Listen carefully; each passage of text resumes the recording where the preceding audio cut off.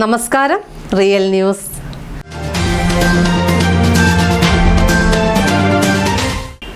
ഉള്ളിയേരി മുണ്ടോത്ത് പ്രവർത്തിക്കുന്ന Ulliyeri digital survey camp ഓഫീസിലേക്ക് മണ്ഡലം കോൺഗ്രസ് കമ്മിറ്റി പ്രതിഷേധ മാർച്ചും ധർണയും നടത്തി.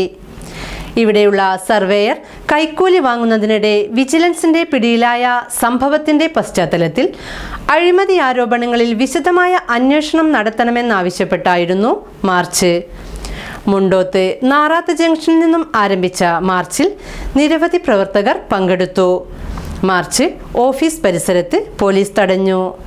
മുണ്ടോത്ത് പ്രവർത്തിക്കുന്ന ഉള്ളിയേരി ഡിജിറ്റൽ സർവേ ക്യാമ്പ് ഓഫീസിലെ സർവേയർ മുഹമ്മദ് NK അടക്കം 2 ജീവനക്കാർ കൈക്കൂലി വാങ്ങുന്നതിനിടെ വിജിലൻസിന്റെ പിടിയിലായ സംഭവത്തിന്റെ പശ്ചാത്തലത്തിലാണ് കോൺഗ്രസ് മണ്ഡലം കമ്മിറ്റി പ്രതിഷേധ മാർച്ച് സംഘടിപ്പിച്ചത്. അഴിമതി ആരോപണങ്ങളിൽ വിശദമായ അന്വേഷണം നടത്തണമെന്ന് കോൺഗ്രസ് മാർച്ചിലൂടെ ആവശ്യപ്പെട്ടു.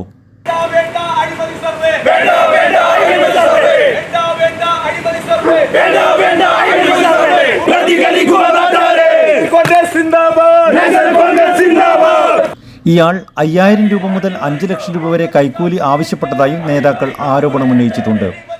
മാർച്ച് ടി ഗണേഷ് ബാബു ഉദ്ഘാടനം ചെയ്തു.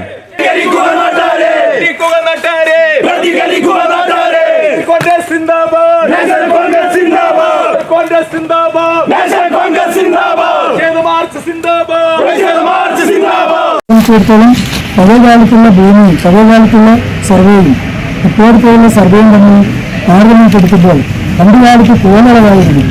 ആ കോലളവിന് ആധുനിക ശാസ്ത്ര സാങ്കേതിക രംഗത്തേക്കുള്ള മാറ്റങ്ങളൊക്കെ ഇന്ന് ഡിജിറ്റൽ സർവേയിലേക്ക് എത്തിയിട്ടുണ്ടായി. ആ ഡിജിറ്റൽ സർവേയിൽ വ്യക്തമായ ഭൂമിയുടെ രൂപം ഒരു കുടുംബത്തിന് വ്യക്തിക്കും അതേപോലെ ഗവൺമെന്റിന് വില്ലേജ് ഓഫീസുകളിൽ സെക്രട്ടേറിയറ്റ് വരെ കിട്ടാവുന്ന ഒരവസ്ഥാവിശേഷമാണ്. അതിലാണ് ഈ ബഹുമാനപ്പെട്ട ഈ അഴിമതി നടത്തിയിരിക്കുന്ന ഈ എക്സർവേറൊക്കെ തന്നെ പ്രധാനമായിട്ട് അംഗീകരിക്കുക ആളുകളെ ബന്ധിക്കപ്പെടുന്നത്.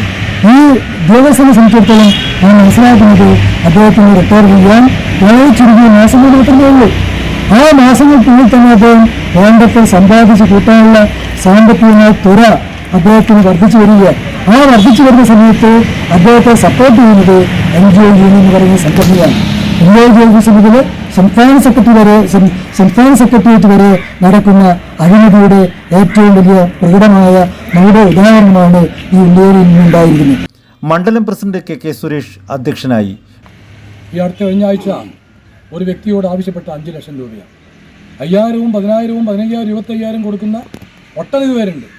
സാഹിത്യ പ്രസംഗൻ ബിജു സൂചിപ്പിച്ചതുപോലെ സർവേയിലില്ലാ സ്ഥലങ്ങൾ കൂട്ടിച്ചേർക്കാനും ഉള്ളതില്ലാതാക്കാനും ആ രീതിയിലുള്ള പരിപാടികളുമായി മുന്നോട്ട് പോകുന്ന ഈ സർവേ പല സ്ഥലങ്ങളിൽ ഇല്ലാത്ത ഭൂമി ഉണ്ടാക്കി കൊടുക്കുക, ഇല്ലാത്തത് ഉണ്ടാക്കി കൊടുക്കുകയും ഉള്ളത് ഇല്ലാതാക്കുകയും അതിന് സർവേയെ സ്വാധീനിച്ചാൽ മാത്രമേ അവർക്ക് അതിന് ആനുകൂല്യം ലഭിക്കുകയുള്ളൂ.